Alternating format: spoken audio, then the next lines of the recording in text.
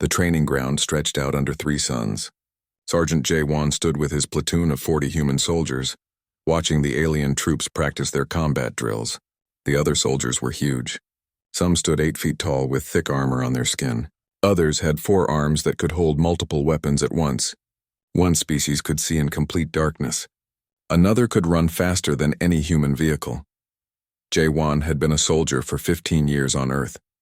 He had fought in difficult places and trained hundreds of troops. But this was different. This was the Galactic Coalition training facility, where humanity was trying to prove they belonged among the stars. Looking at the alien soldiers around him, J1 understood why many thought humans did not belong here. General Thrakos walked past the human formation. The reptilian commander was massive, his scales gleaming like metal in the sunlight. He stopped in front of J1 and looked down at him. The general was nearly 3 feet taller than any human. "So these are the famous humans," Thrakos said. His voice was deep and rough. "You look so small, so soft. No armor, no claws, no natural weapons at all. Tell me, Sergeant, what exactly can your species do in combat?" J1 kept his face calm. "We adapt, sir. We learn. We survive," Thrakos laughed. It sounded like rocks grinding together. "Adapt, every species adapts. But in real combat, you need strength. You need speed. You need natural weapons." He walked away, still laughing. "Put the humans on labor duty.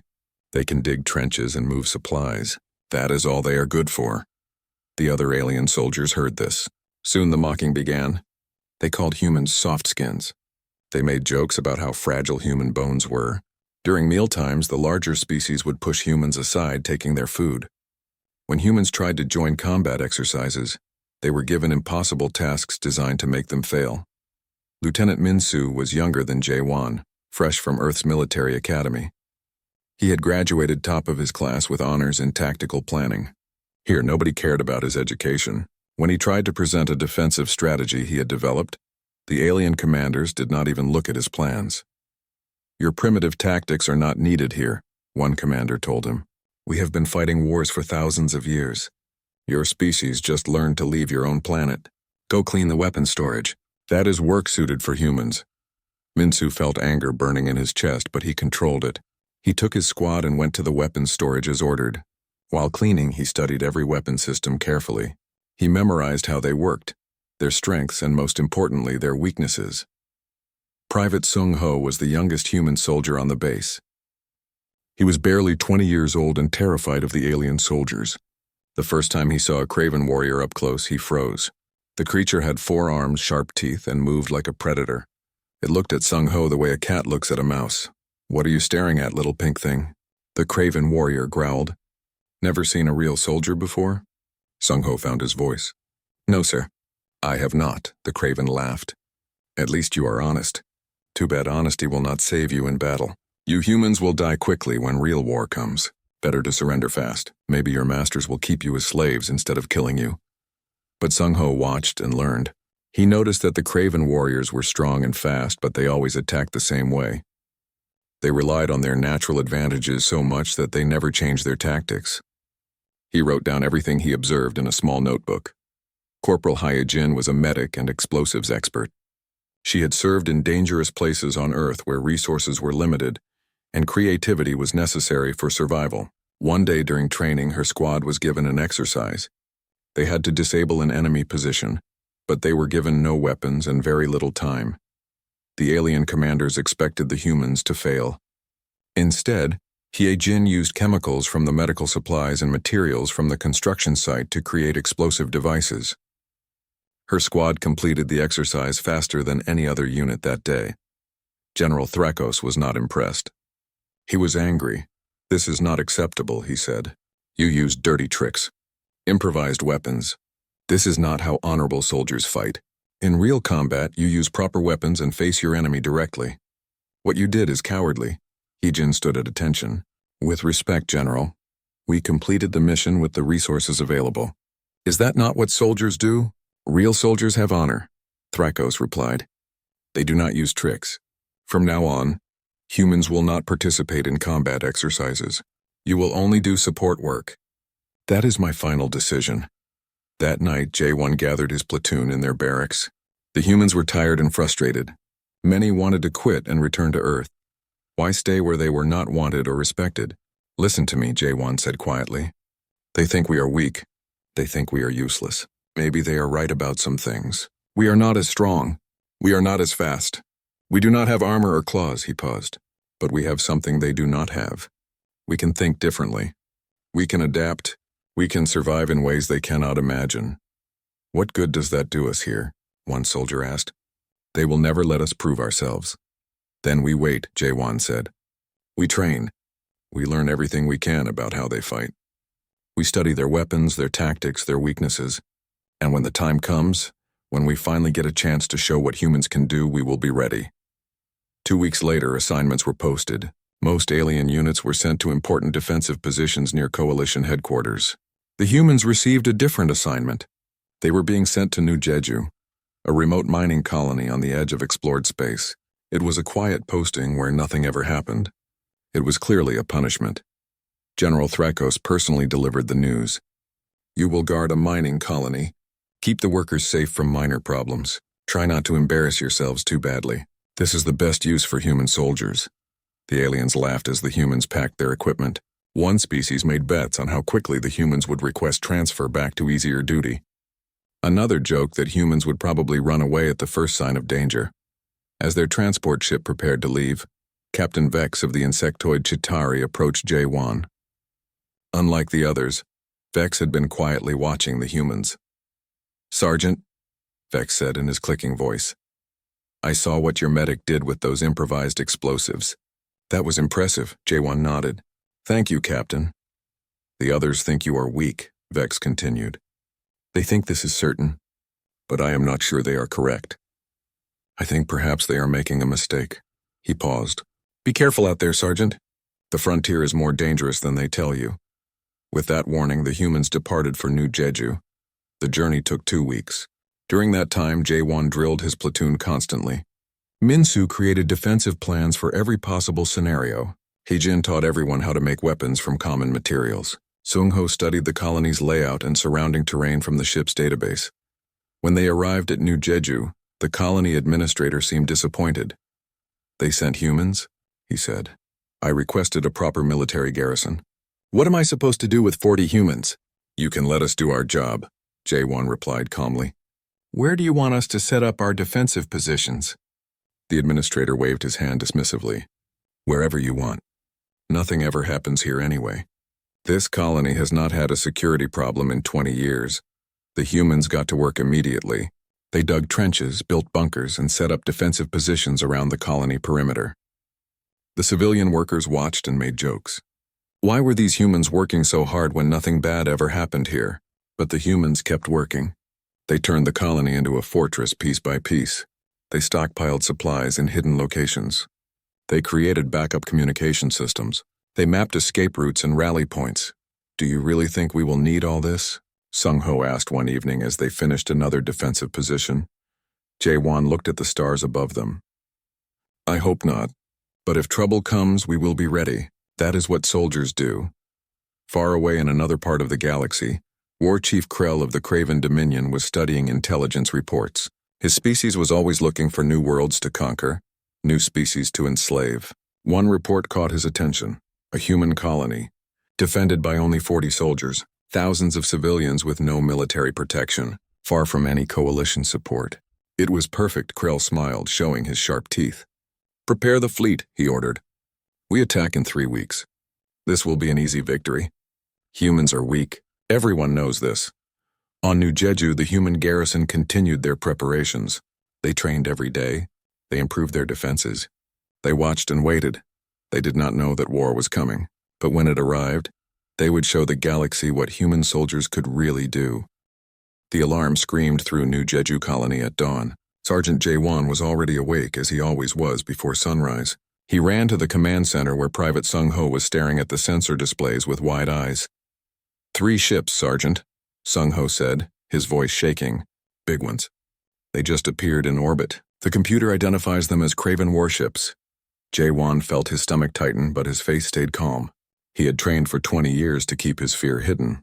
His soldiers needed to see confidence, not panic. Sound the alarm for all personnel, he ordered. Get Lieutenant Minsu and Corporal Haijin to command immediately. Send a distress signal to Coalition headquarters. Tell them we are under attack. Within minutes, his platoon assembled at their defensive positions. The civilians ran to the underground shelters that the humans had prepared. The colony administrator appeared, his face pale with fear. "The Craven Dominion," the administrator whispered. "They are raiders and slavers. They will kill anyone who resists and take the rest as slaves. We must surrender immediately." "No," J1 said simply. "No? Are you insane? There are 3 warships up there. Thousands of Craven warriors. You only have 40 soldiers." J1 looked at the administrator with steady eyes. "We are human soldiers. We do not surrender. Get to the shelter with the civilians. We will handle this." A transmission came through from the Craven fleet. War Chief Krell's face appeared on the screen. He was terrifying to look at, with 4 powerful arms and teeth like knives. "Attention, human colony," Krell said, his voice full of amusement. "I am War Chief Krell. You will surrender now. Give up peacefully and we will only take half of you as slaves. Resist and we will kill everyone. You have 1 hour to decide." Lieutenant Minsu stood next to J1. The young officer's hands were shaking slightly, but his voice was firm. "We have prepared good defenses, Sergeant, but there are so many of them. Can we really hold?" "We do not have to defeat them," J1 replied. "We just have to hold long enough for help to arrive. The distress signal is sent. Coalition forces will come. We just need to survive until then. That could be weeks, maybe months. Then we hold for weeks or months. Send the response to War Chief Krell." Minsu opened the communication channel. J1's response was short and clear. "War Chief Krell, this is Sergeant J1 of the Human Defense Force. We do not surrender. If you want this colony, come and take it." There was silence for a moment. Then Krell laughed, a horrible sound that made everyone listening feel cold. "Brave words from such weak creatures. Very well, humans. I will enjoy breaking you. My warriors will land in 1 hour. Try to die with some dignity." The communication ended. J1 turned to his assembled soldiers. 40 humans against thousands of Craven warriors. The math was clear, but math did not account for everything. "Listen carefully," J1 said. "The Craven are stronger than us. They are faster than us. They have better weapons and more warriors. They think this means they have already won." He paused. "They are wrong. We have something they do not have. We have prepared for this moment. We know this ground. We have trained for this, and most importantly, we refuse to lose." Corporal Hyejin raised her hand. She had a wild smile on her face that made some of the younger soldiers nervous. "Sergeant, we have 50 mining charges ready. I have also prepared another 40 improvised explosives using the colony's chemical supplies." "Where do you want them?" "Line the approach routes. Space them every 20 meters. Link them to our defensive positions so we can detonate them by remote control." J1 looked at the defensive map. "They will expect us to defend from fixed positions. We will do something different." 1 hour later, the Craven dropships descended from orbit. They came in massive formations, black against the morning sky. Sung Ho counted them from his observation post. 50 dropships. Each one holds about 40 warriors. "That makes 2,000 enemies, Sergeant." "Acknowledged," J1 replied calmly. "Everyone hold position. Wait for my command. Do not fire until they are in the kill zone." The Craven warriors exited their ships and formed up. They were massive creatures, each one standing over 7 feet tall with 4 arms carrying plasma rifles. They roared war cries and beat their chests. They looked unstoppable. War Chief Krell was on the ground with his warriors, leading from the front as Craven tradition demanded. He pointed at the colony walls. "Attack," he roared. "Show these weak humans what Craven warriors can do." The Craven army charged forward in a massive wave. They moved fast, covering ground quickly. They expected the humans to start firing immediately, wasting their ammunition in panic. Instead, there was only silence from the human positions. The Craven warriors ran between the defensive walls, confident and strong. They were halfway to the colony when J1 gave the order. "Now!" Corporal Hyejin pressed the detonator. The ground exploded. Mines that had been carefully placed over months erupted simultaneously. Improvised explosives hidden in barrels and crates went off in sequence. The approaching Craven force disappeared in smoke and fire. When the smoke cleared, 200 Craven warriors were dead or wounded. The survivors were confused and disorganized. "All positions, open fire," J1 commanded. The humans fired from prepared positions. Every shot was aimed. Every bullet found a target. The Kraven had superior weapons, but the humans had superior positions and training. Within 5 minutes, another 100 Kraven were down. War Chief Krell watched in disbelief. 300 of his warriors were dead or wounded, and his force had not even reached the colony walls yet. This was supposed to be easy. Humans were weak. Everyone said so. Fall back, Krell ordered. Regroup and prepare for a proper assault. The Kraven retreated, carrying their wounded. The humans did not pursue. They checked their ammunition and prepared for the next attack. Good work, J1 said over the communication system. First wave repelled. Ammunition status. We used about 20% of our supplies, Lieutenant Minsu reported. At this rate, we can repel maybe 4 more attacks before we run out. Then we will make every shot count, J1 replied. He-Jin, start preparing more improvised explosives. Everyone else, get some food and water. They will attack again soon. Private Sung-Ho managed to send a status update through the communication blackout. The message was broken and weak, but it got through to Coalition headquarters where General Thrakos was reviewing reports. An aide brought him the message. Thrakos read it and frowned. New Jedju colony reports attack by Kraven forces. Human garrison requests immediate support. Thrakos waved his hand dismissively. The humans are probably already defeated. The Kraven would have overwhelmed them in minutes. File the report as low priority. We will send a recovery team in a few weeks to retrieve what is left. But General, should we not verify? It is 40 humans against Kraven raiders. There is nothing to verify. They are gone. Move on to the next item. But Captain Vex, the insectoid officer, had been listening. He had studied human tactics and remembered what he saw during training. He accessed the communication logs and found Sung-Ho's message. It said something important that Thrakos had ignored. First attack repelled. 300 enemy casualties. 0 friendly casualties.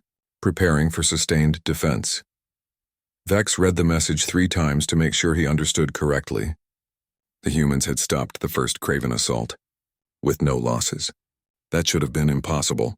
He began preparing an unauthorized report to send to higher authorities. Someone needed to know that the humans were not defeated. Someone needed to understand what was happening on New Jeju. Back at the colony, War Chief Krell planned his second assault.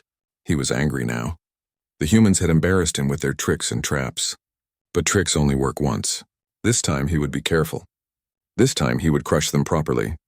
He divided his forces into 3 groups. They would attack from different directions simultaneously.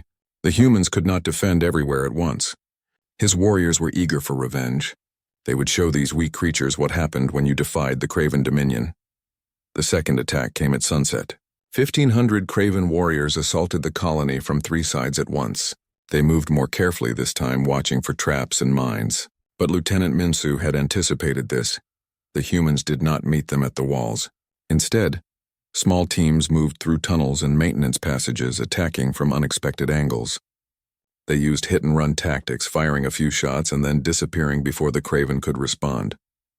The Kraven warriors became frustrated. They could not find the humans to fight them properly. Every time they thought they had cornered a group, the humans would vanish through hidden passages. Meanwhile, more explosives detonated. More snipers fired from concealed positions and more Kraven fell. By nightfall, the Kraven had gained no ground and lost 300 more warriors. Krell ordered another retreat. He was beginning to feel something he had never felt before in combat. Doubt. In the human command center, Jae-won reviewed the reports. 3 casualties, all minor wounds. 600 enemy casualties across 2 attacks. Ammunition down to 50%.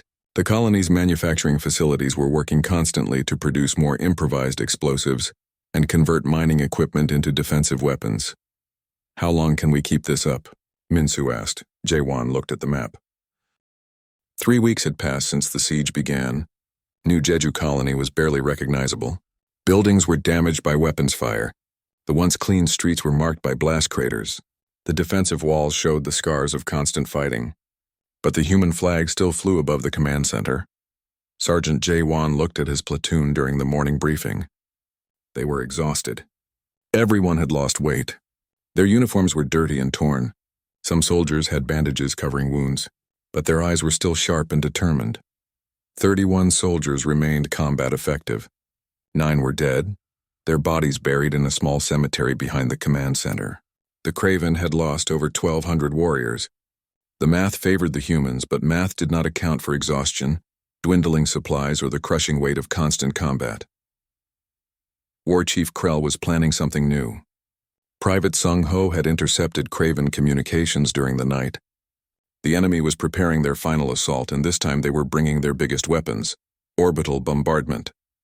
The Craven warships in orbit could destroy the colony from space. They had not used this option before because they wanted slaves, not rubble. But after 3 weeks of humiliating defeat, Krell no longer cared about taking prisoners. He wanted the humans dead. Lieutenant Minsu brought the news to J1 in the command center. We have 48 hours before they begin orbital strikes. After that, nothing we built will matter. The colony will be destroyed from above. J1 studied the tactical display. He had known this moment would come eventually. No defense could hold forever against an enemy who controlled space. But he was not ready to surrender. Can we reach their ships? Minsu shook his head. We have one damaged shuttle left. It is barely spaceworthy. Even if we could get it to orbit, it has no weapons, but it could carry explosives. The young lieutenant understood immediately. It would be a suicide mission. Jaewon nodded. I know, but if we do nothing, everyone dies. If we damage their flagship enough to delay the bombardment, maybe help will arrive in time. Let me lead the mission. You need to stay here with the garrison. Corporal Hyejin entered the command center. She was limping from a wound she had received during the previous day's fighting, but she refused to stay in medical. I heard we are making a delivery to orbit. I have just the package prepared. She had been working for days using every explosive she could find or make. The shuttle would carry enough firepower to damage even a Craven battleship. I volunteer for the mission, Hyejin said. Nobody knows these explosives better than me. Private Sung Ho appeared at the doorway. I volunteer too. You will need a pilot and someone to handle communications. Jaewon looked at the 3 soldiers. Minsu was young but brilliant. Hyejin was one of his best warriors. Sung Ho had grown from a terrified private into a skilled operator. Sending them on a suicide mission felt like failure, but it was their choice, and it was the only chance the colony had. All 3 of you together. That gives you the best chance of success. You launch in 12 hours. Use the time to prepare. News of the mission spread quickly through the garrison. Every soldier wanted to volunteer. They drew lots to see who would join the shuttle crew. Minsu had to turn away dozens of soldiers who wanted to be part of the attack. That night, the volunteers gathered for a final meal. They tried to keep the mood light, telling stories and making jokes. But everyone knew what tomorrow would bring. Sung Ho sat quietly writing in his notebook. He had filled many pages during the siege, documenting everything that happened. Now he wrote letters to his family, not knowing if they would ever be delivered. Hyejin checked her explosives one final time. Everything was perfect. The shuttle would be a flying bomb and she would make sure it reached its target. Minsu reviewed the flight plan. The shuttle was old and damaged. Getting it to orbit would be difficult. Getting it close to a Craven warship would be nearly impossible. But he had calculated every detail, planned for every contingency. Jaewon found Minsu working late in the command center. You should rest before the mission. I will rest when this is done. Minsu looked at his commander. Do you think help is really coming? Jaewon was silent for a moment. Then he nodded. Yes, I believe Admiral Yunji received our messages. I believe the fleet is coming. We just need to buy them time. And if they do not arrive in time, then we will have shown the galaxy what human soldiers can do. 3 weeks ago, the aliens thought we were useless. Now they know different. That matters. Far away in space, Admiral Yunji stood on the bridge of her flagship. Around her, 30 human warships moved in perfect formation. They had been traveling at maximum speed for 3 weeks, pushing their engines beyond safe limits. How much longer? The navigation officer checked his console. 48 hours to New Jeju, Admiral. Too long. They might not last that long. Commander Jiwoo, captain of the dreadnought Indomitable, stepped forward. We can push the engines harder. It will damage them, but we can arrive in 36 hours. Do it. Signal the fleet. Maximum speed. We are not losing New Jeju. On New Jeju, dawn came too quickly. The shuttle sat on the damaged landing pad, loaded with enough explosives to level a city block. 5 volunteers climbed aboard, led by Lieutenant Minsu. The garrison assembled to see them off.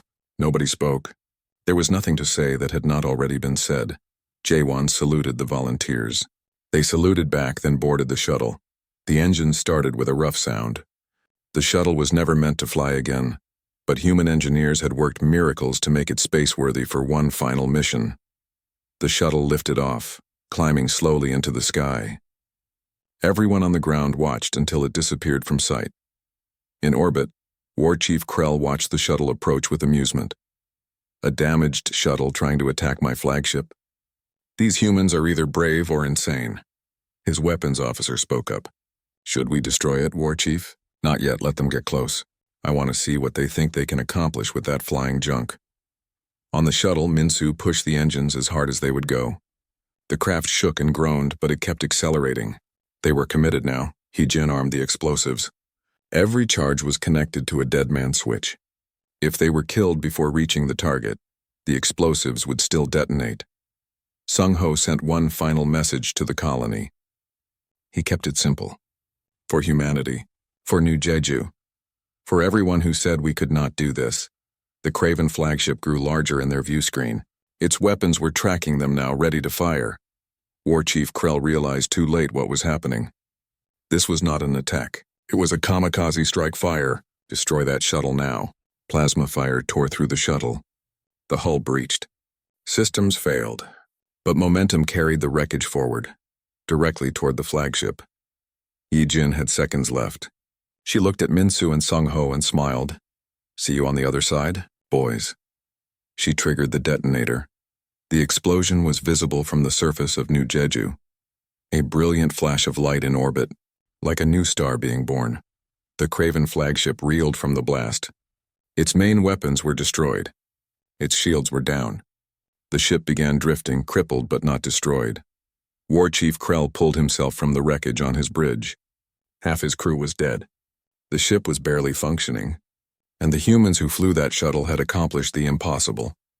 On the surface, Jaewon received damage reports. The flagship could not bombard them now. They had bought themselves time. But at what cost? A transmission crackled through the emergency channels. It was weak and broken, but the words were clear enough. This is Emergency Pod 4. We are alive. Repeat, we are alive. Oxygen running low. Please respond, it was Sung-Ho's voice. Against all odds, some of the crew had survived in an escape pod. They were floating in space, their air running out, waiting for rescue that might never come. Jaewon grabbed the transmitter. This is New Jeju Command. We hear you. Hold position. Help is coming. How do you know? Sung-Ho asked because it has to. Just hold on, space rippled. Reality tore open. 30 human warships emerged from faster-than-light travel, their weapons already charging. Admiral Eunji stood on her bridge, surveying the scene, the damaged Craven fleet, the battered colony below, the escape pod floating helplessly. She opened a channel that broadcast to every ship in the system. Both human and Craven. This is Admiral Eunji of the Human Defense Fleet. To the Craven forces, you attacked our people. You killed our soldiers. You mocked our species. That was your mistake. To the garrison of New Jeju, you have made us proud. The fleet has arrived. Your relief is here. On the colony surface, 31 exhausted soldiers heard those words and began to cheer. They had held. They had survived. And now the aliens who had laughed at human soldiers were about to learn what human warfare truly meant. The human fleet moved with deadly precision. Admiral Eunji had spent years being dismissed by alien commanders who thought humans were too weak for real combat. Now she would show them what human military doctrine could accomplish. Commander Jiwoo positioned his dreadnought Indomitable between the colony and the Craven fleet.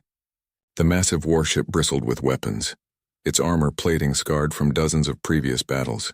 It was designed for one purpose: to destroy enemies who thought they were stronger than humanity. Rescue the escape pod first. Then engage the Craven fleet. A human destroyer broke formation and accelerated toward the floating escape pod. Inside, Lieutenant Minsu, Corporal Haijin, and Private Sung-Ho watched through the small window as salvation approached.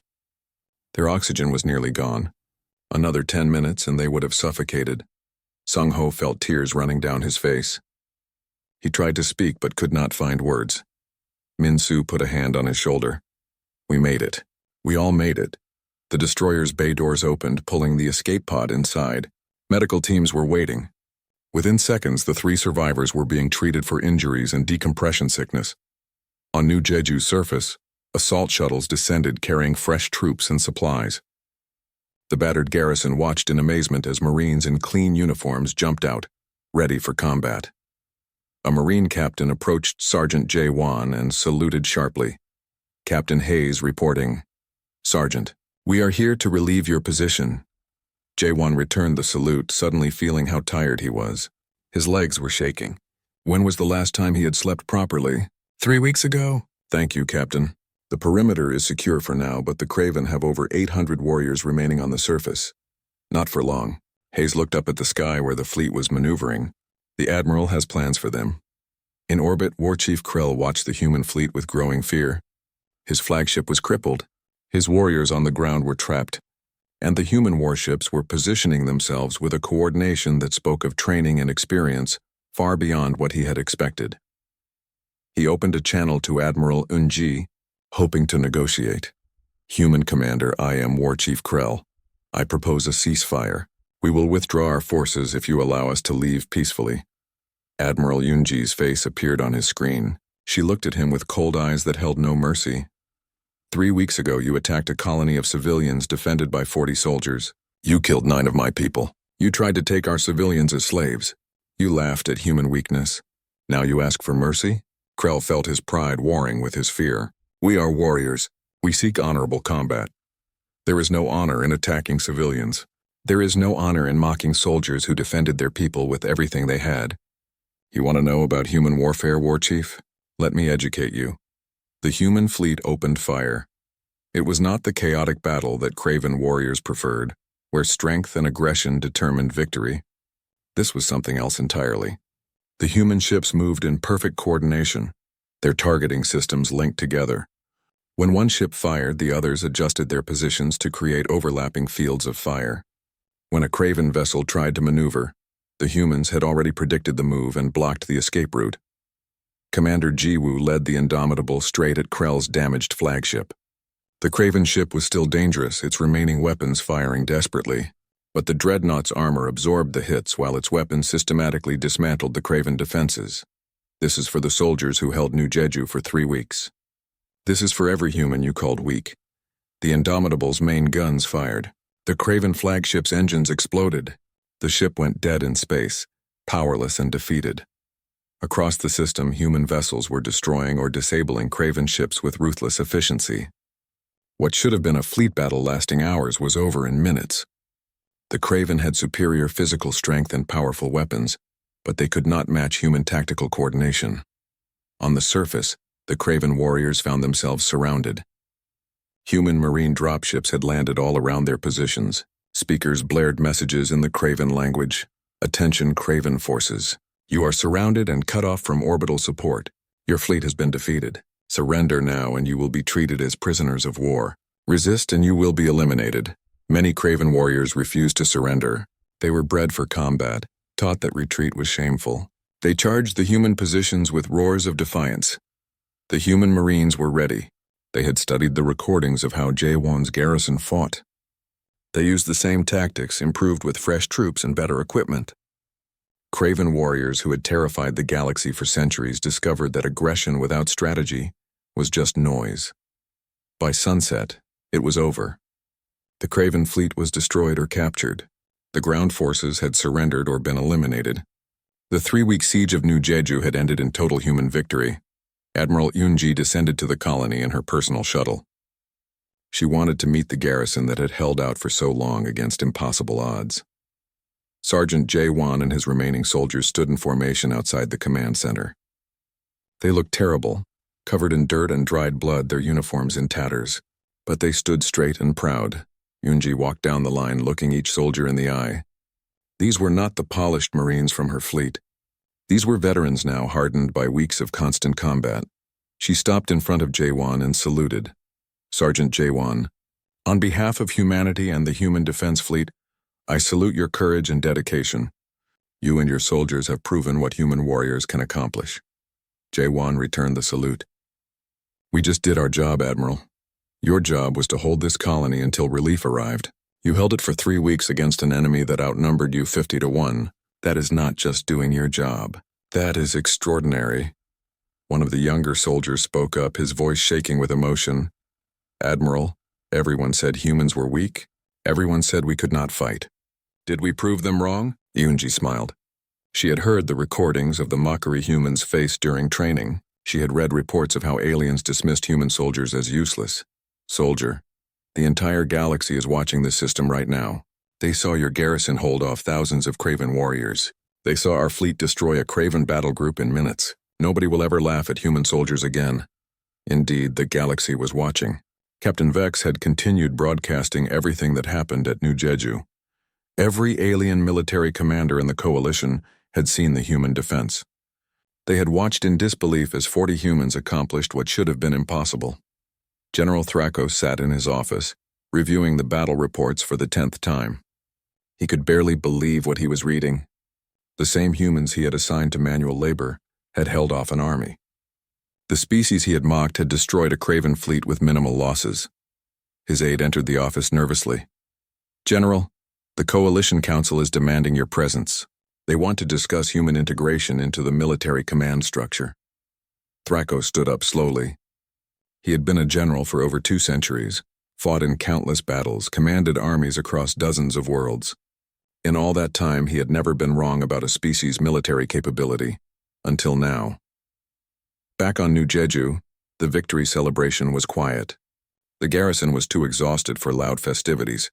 They ate hot food, the first real meal in weeks. They cleaned themselves and treated their wounds.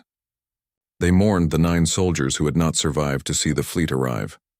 Lieutenant Minsu, Corporal Haijin, and Private Sung Ho joined their unit. The reunion was emotional. They had all thought the shuttle crew was dead. Haijin looked at the destroyed colony around them. "We saved it. This place is a wreck, but we saved it." Minsu nodded. "More importantly, we showed the galaxy who we are. They will rebuild the colony, but they cannot rebuild the lesson we taught them." Sung Ho opened his notebook, now filled with 3 weeks of notes and observations. "The galaxy thought we were weak. They learned that weakness and strength are not about muscles or claws. It is about will, about refusing to give up, about standing together when everything seems lost." Admiral Yunji addressed the combined human forces later that evening.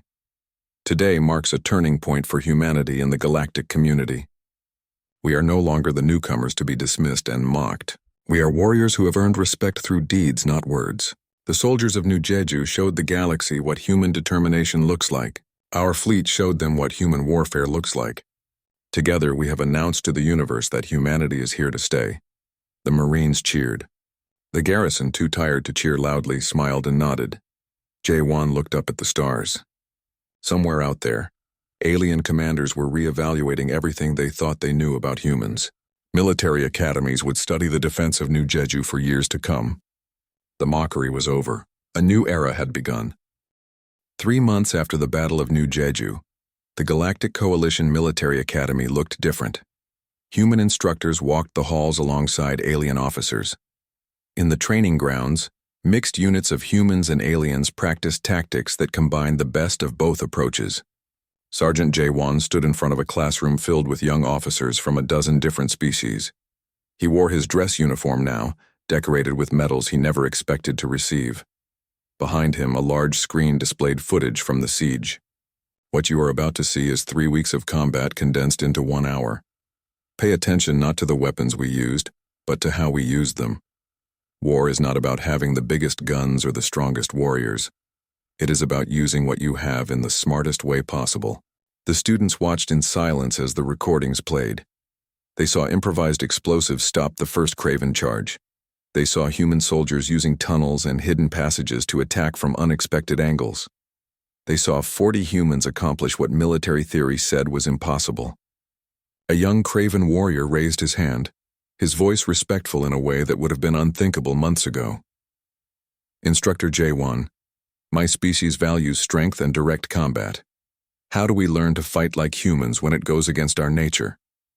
Jae-won smiled. "You do not need to fight exactly like humans. You need to understand that your strength is a tool, not the only tool. Use your natural advantages, but think about the bigger picture. That is what we can teach you." Across the academy, Lieutenant Minsu taught a class on tactical planning. His students included experienced officers who had fought in wars before humans even knew aliens existed. They listened carefully as the young human explained concepts they had never considered. Defense is not about building the strongest wall. It is about making your enemy waste resources attacking positions you designed to be attacked. Every mine they trigger, every ambush they walk into, every moment they spend confused about your plans is a victory. Captain Vex, the insectoid officer, who had been the first alien to respect humans, sat in the front row. He had become one of Minsu's strongest advocates, helping translate human military concepts into terms other species could understand. Private Sung Ho, now promoted to sergeant, taught reconnaissance and intelligence gathering. His notebook from The Siege had become a textbook, required reading for all scouts and intelligence officers in the coalition military. Information wins wars before the first shot is fired. We held New Jedju partly because we knew everything about our enemy. We studied their patterns, learned their weaknesses, predicted their moves. That knowledge was as important as any weapon. Corporal Hyejin recovered from her injuries and returned to active duty.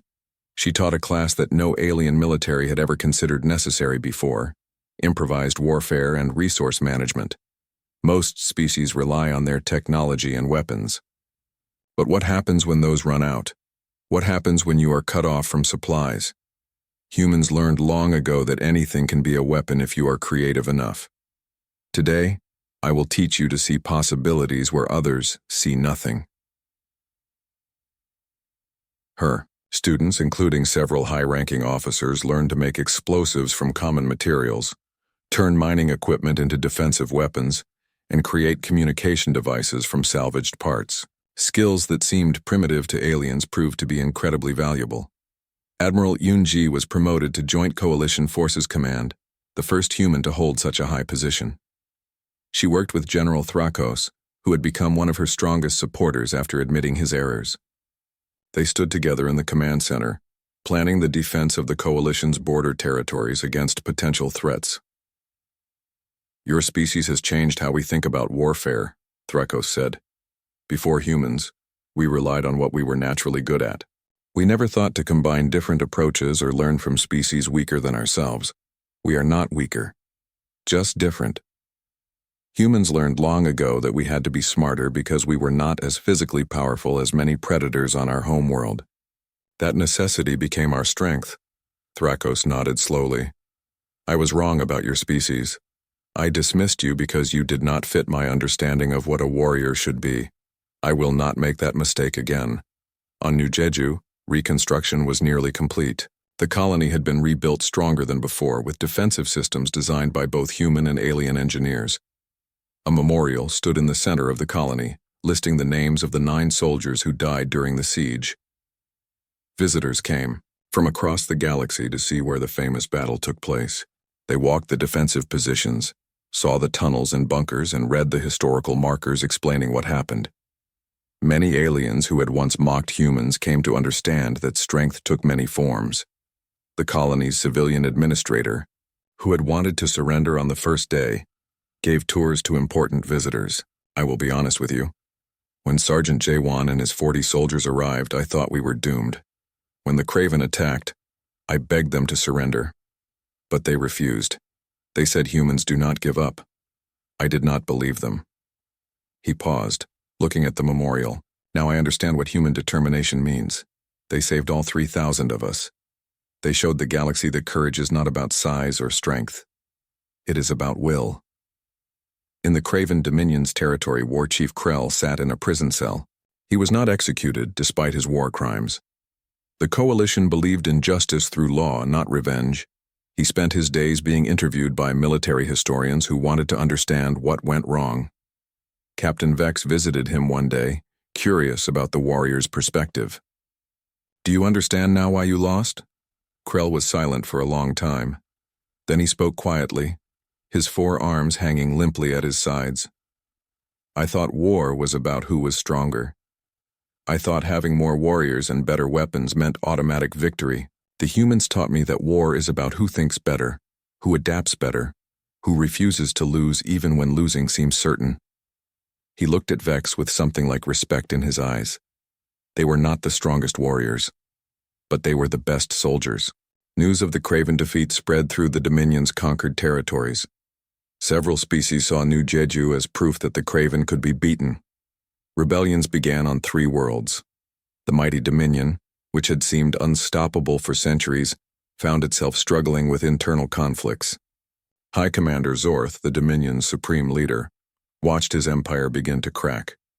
The defeat at New Jedju had done more than destroy one fleet. It had destroyed the idea that Craven warriors were invincible. 1 year after the battle, the coalition held a ceremony honoring the defenders of New Jedju. Representatives from hundreds of worlds attended. The ceremony was broadcast across the galaxy. Sergeant J. Wan and his garrison stood on a stage in their dress uniforms. Admiral Yun-ji presented each soldier with the coalition's highest military honor, the Star of Valor. The medals were usually given to individuals who performed single acts of incredible bravery. This was the first time an entire unit received them together. Jae-won spoke briefly after receiving his medal. 1 year ago, the galaxy thought human soldiers were a joke. We were too weak, too soft, too primitive to be real warriors. My garrison and I did not set out to prove anyone wrong.